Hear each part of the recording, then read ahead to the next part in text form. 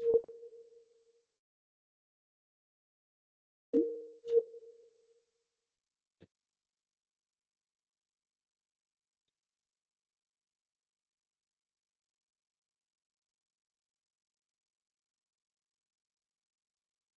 selamat siang, sore, ataupun malam semuanya.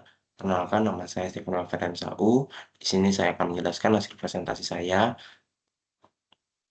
di dalam tugas perintisan bisnis digital. Baik, di sini saya mengambil tema eh, jasa angkut barang dan sewa mobil pickup yang saya beri nama Sahabat Beta.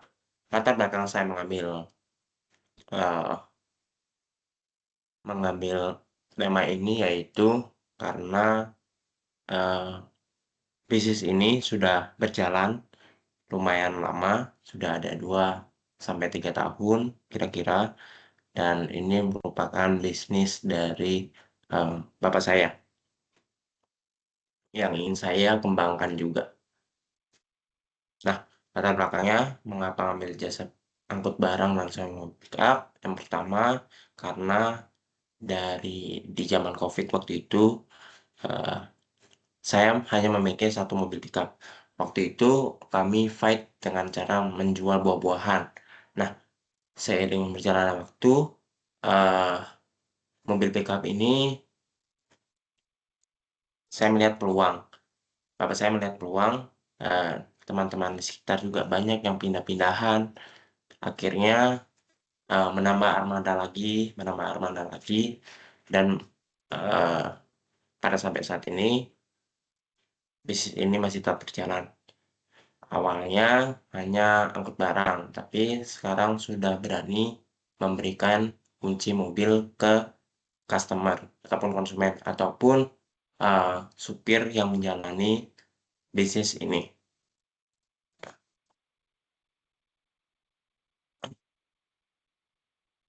Nah, di sini merupakan ada beberapa poin yang ingin saya sampaikan di bisnis model kanvas ini. Yang pertama, kayak partners atau mitra utama yang pastinya ada bengkel, penyedia suku cadang, nah platform digital untuk kita berkomunikasi, dan yang ketiga pastinya ada toko bangunan.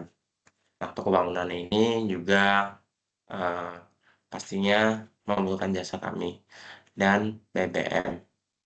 Yang kedua ada ke activities atau aktivitas utama kami, yaitu menyediakan layanan angkut dan antar barang. Kedua, mengelola mobil dan armada, serta menjadwalkan operasional. Yang ketiga, melakukan promosi layanan melalui media sosial dan dari lokal. Ini hanya baru berlaku di WhatsApp dan Facebook bapak saya. Instagram masih saya kembangkan. Yang keempat, memberikan pelayanan pelanggan yang cepat, aman, dan tepat waktu. Yang ketiga, kayak research sumber daya utama. Nah, sumber daya utamanya pastinya ada armada mobil pickup yang siap dan layak beroperasi, yang pastinya kita melakukan pengecekan mobil itu secara berkala, seperti hmm, oli, seperti mesin-mesin, itu armada utama yang kita harus kuatkan. Pastinya tadi juga saya jelaskan uh, mobil ini sudah memiliki supir, jadi kita juga mencari supir yang berpengalaman dan tenaga angkut. Nah, yang ketiga ada sistem komunikasi yang kami gunakan yaitu WhatsApp. Yang keempat, poin yang keempat yaitu value proposition atau proporsi nilai. Nah, layanan angkut yang pertama, di poin yang pertama ini, layanan angkut barang yang cepat, aman, dan percaya. Kami juga memberikan harga yang terjangkau. Dan yang ketiga, pemesanan kami ini mudah dan tidak rumit, hanya menggunakan WhatsApp. Yang keempat, pendekatan pelayanan ramah seperti teman sendiri. Itu slogan dari kami. Yang kelima, identitas merek yang kita beri nama Sahabat Beta, yang kuat dan mudah diingat. Selanjutnya, adapun customer relationship atau hubungan dengan pelanggan. Yang pertama, pelayanan langsung dan responsif. melalui chat ataupun telepon. 2. Memiliki program pelanggan setia. Contohnya, semisal toko bangunan A sudah langganan di kita 2 sampai 3 bulan.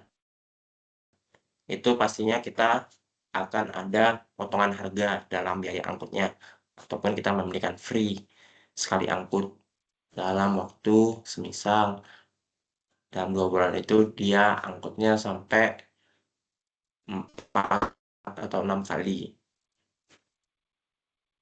Yang ketiga pastinya ada ulasan dan testimoni. Ini mungkin melalui WA saja. Yang keempat ada layanan purna jual berupa tindak lanjut setelah pengantaran selesai. Ini pastinya kita mengabarkan kalau barang ini sampai dengan selamat.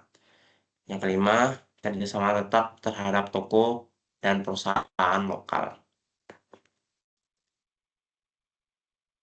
Yang keenam, adapun channel atau saluran distribusi dan komunikasi. Pasti media sosial. Ini baru hanya di Facebook, TikToknya belum.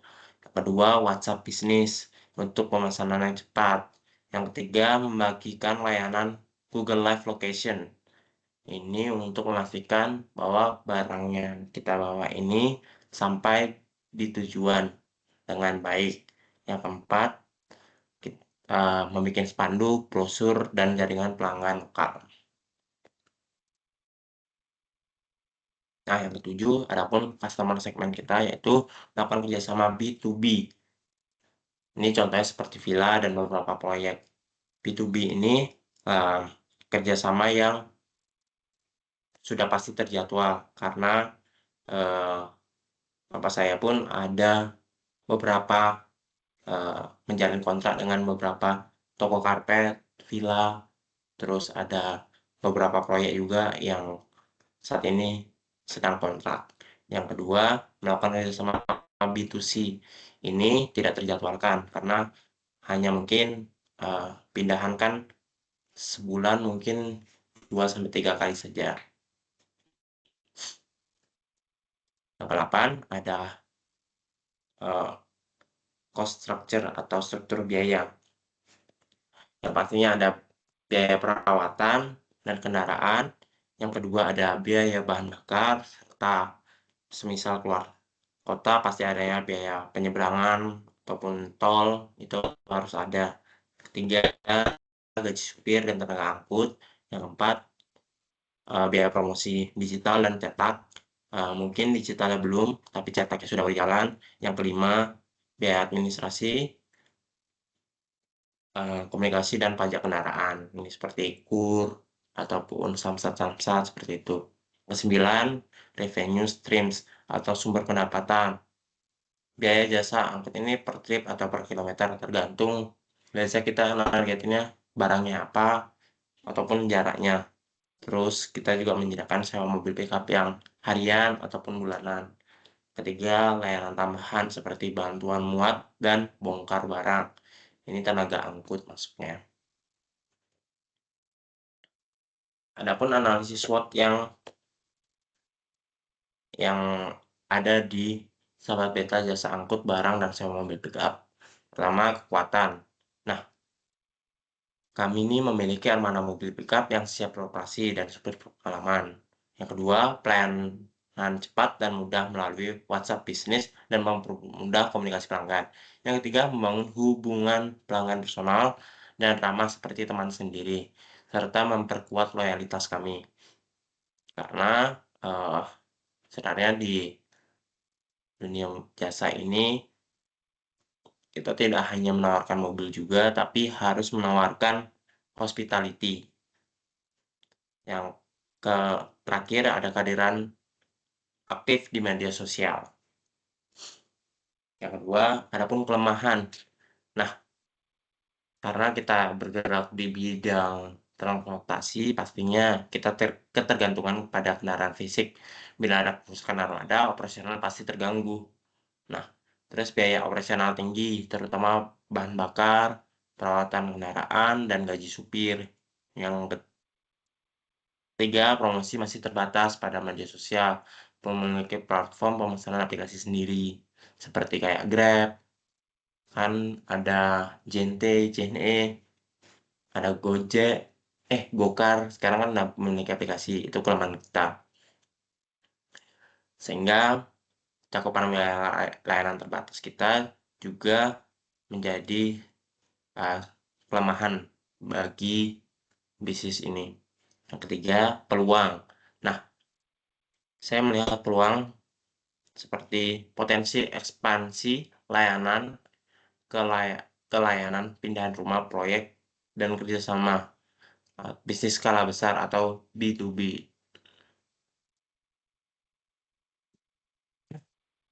Yang selanjutnya ada kemitraan strategis dan toko bangunan, toko furniture, dan marketplace lokal. Yang terakhir, kesempatan memperkuat branding digital dengan konten promosi video, TikTok, dan Reels. Yang keempat, ancaman. Ancamannya pasti persaingan tinggi dan dengan jasa logistik yang besar. Seperti tadi saya bilang, Gosen, Grab Express, dan ekspedisi lokal lainnya yang mereka memiliki aplikasi sendiri. Yang kedua, kenaikan harga BBM ataupun suku cadang yang dapat meningkat biaya operasional. Mungkin yang terakhir, serangan digital atau penyalahgunaan data pelanggan jika sistem komunikasi tidak aman. Adapun Porter 5 Force dari sahabat beta jasa angkut barang dan semua mobil pickup. Yang pertama, ancaman pendatang baru itu tinggi karena modal awalnya ini tidak terlalu besar.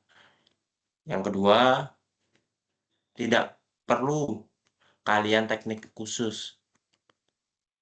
Yang ketiga, izin operasional sangat sederhana, cukup izin usaha dan dokumen kendaraan. Akibatnya komuter baru mudah muncul, termasuk perorangan yang memiliki mobil pickup pribadi. Karena pun saya lihat di jalan-jalan banyak mobil pickup yang diparkir pinggir jalan bertuliskan disewakan dan nomor telepon itu banyak juga. Yang kedua, ada daya tawar pemasok. Daya tawar pemasok ini termasuk penyedia suku cadang dan bengkel, terus SPBU, harga BBM yang bisa naik, leasing atau kredit kendaraan. Nah, daya tawar pembeli ini tinggi karena pembeli cenderung memiliki penyedia dengan harga kompetitif. Kualitas layanan, ketepatan waktu, dan keamanan barang menjadi faktor pembeda. Adapun untuk menurunkan daya tawar pembeli, pebisnis perlu menawarkan layanan yang lebih cepat, aman, dan bisa dipesan kapan aja. Menyediakan sistem harga yang jelas dan pelayanan yang ramah. Selanjutnya, adapun ancaman produk seperti jasa yang dapat jasa yang jasa yang dapat menjadi pengganti yang tadi saya jelaskan, jasa ojek online atau untuk barang-barang kecil ataupun truk besar untuk muatan yang lebih besar, jasa ekspedisi logistik seperti JNE, kargo, dan lainnya. Namun jasa angkut pickup tetap memiliki unggulan. Fleksibel, bisa mengangkut berbagai barang, bisa antar langsung ke lokasi tanpa transit, dan biaya lebih terjangkau dibanding ekspedisi besar. Nah, persaingan antar kompetitif juga di poin kelima, bisnis jasa angkut ini digeluti oleh pelaku usaha kecil lokal, penyedia jasa melalui Facebook Marketplace, OLX, ataupun grup WhatsApp, layanan kurir, angkut lain di lingkungan daerah.